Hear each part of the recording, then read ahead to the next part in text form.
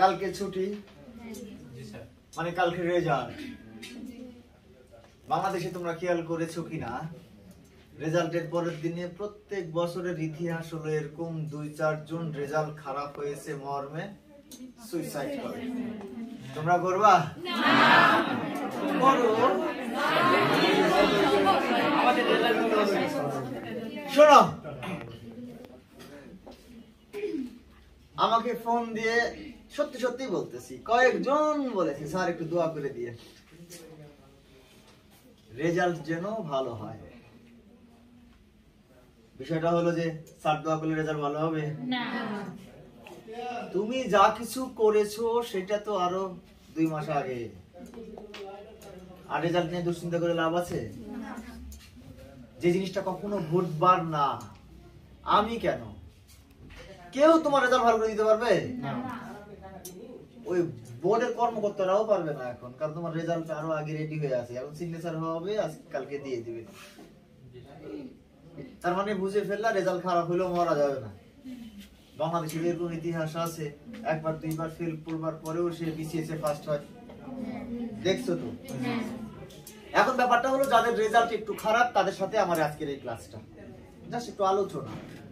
খেয়াল করে দেখো, যদি গত বছরের পরিসংখ্যান আমরা দেখি, তাহলে গত বছরে সর্বোচ্চ মার্কস বিএসসিতে যে মেয়েটা পেয়েছিল 93, তার স্কোর ছিল আউট অফ 50 50, মানে 50-এ 85, মানে দুটোতে এ প্লাস ছিল। তাহলে কত করে চান্স পাইছে? 143। সর্বনিম্ন রেজাল্ট ছিল বিএসসিতে কত জানিস? 123 সম্ভবত, 23-22, হ্যাঁ 22-23, হ্যাঁ 124 সর্বনিম্ন ছিল, 123। আচ্ছা, আরো 124 পেয়ে বিএসসিতে চান্স পেয়েছে। এখন দেখো তো বাবা, ধরো তোমার রেজাল্ট খারাপ হলো। কেমন খারাপ? তুমি এ প্লাস চেয়েছিলে, 4 হয়েছে, কিংবা 3.5 হয়েছে, তাহলে কি টেনশন করে সব বাদ দিয়ে দিবা? যদি 4 তোমার রেজাল্ট হয়, এসএসসিতে কত ছিল?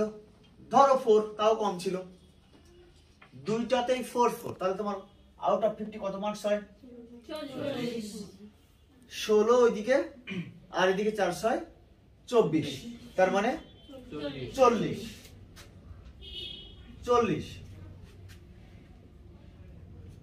কত যোগ করলে 125 হতে পারে বলো তো?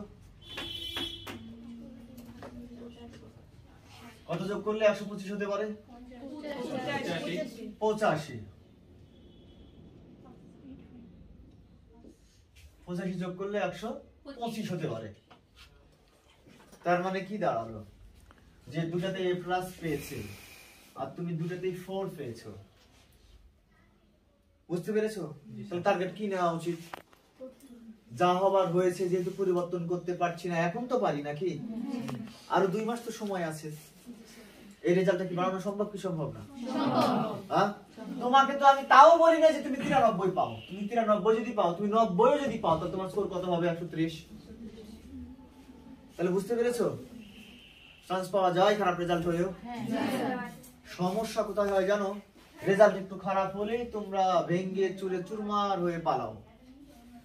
গত বছরে ডিপ্লোমাতে চান্স হয়েছে 91, 50, 141 হাইস্ট। সেই ডিপ্লোমাতেই সর্বনিম্ন সম্ভবত, আমার এক্স্যাক্টলি মনে নাই, 109। ঠিক আছে, এখন বাবা বলো তো, যদি 109 হয়, কারো 50 স্কোর থাকে, তাহলে এখানে সে সর্বনিম্ন কত পেয়েছে? হ্যাঁ 59 পেয়ে চান্স হয়েছে। 59 পেয়ে চান্স হয়েছে। এখন দেখো তো 91 আর 59 এর মধ্যে পার্থক্য কত? 31, 32। তুমি চিন্তা করতে পারো? চিন্তা করতে পারো? এখন তোমাকে যদি বলা হয় যে তোমার এই স্কোর 35, তোমার স্কোর 35, ধরলাম 109 না, 115 ধরলাম, 115 ধরলাম, তাহলে 35 আছে। 115 হওয়ার জন্য কত পেতে হবে? হ্যাঁ, কত পেতে হবে? 80। 80 হাইস্ট কত?